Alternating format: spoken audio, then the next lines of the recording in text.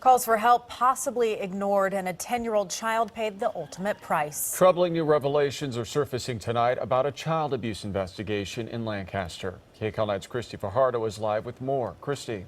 Peter and Crystal, we want to be clear. No one has been charged in the case, and the boy's mother has reportedly said he fell. But the LA Times is reporting tonight that the child had severe head injuries and cigarette burns all over his body. And the newspaper says there had been a history of documented abuse.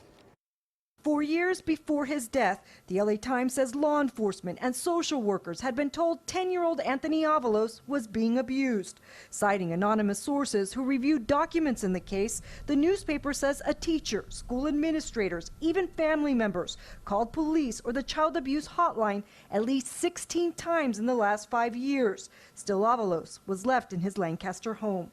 He told us that he would get locked up and he wasn't allowed to use the bathroom. That was Avalos' aunt at a vigil in his honor on Thursday. Tonight, Maria Barron tells us in 2015, she called authorities on her sister-in-law and her boyfriend after she noticed bruising, and Anthony and his siblings told her they were being abused and forced to eat trash.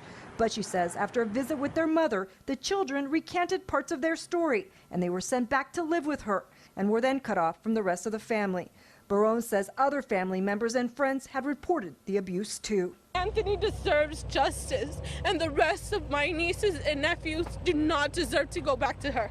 From Mexico, Anthony's father tells us his mother also reported her suspicions her grandson was being abused after seeing scratches on Anthony. I would talk to him on the camera, and I would ask him, "How you doing? Are you okay? You need something?" And he would just put his head down. Victor Avalos says he tried to fight for custody of Anthony but lacked the proper paperwork to come to the U.S. to get him. Now he'd like answers from his ex and from authorities. Just don't know why social workers never did a full investigation.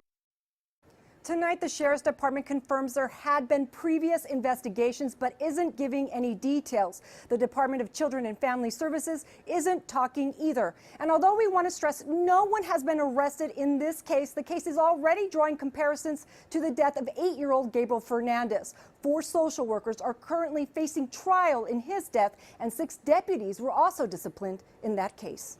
Back to you.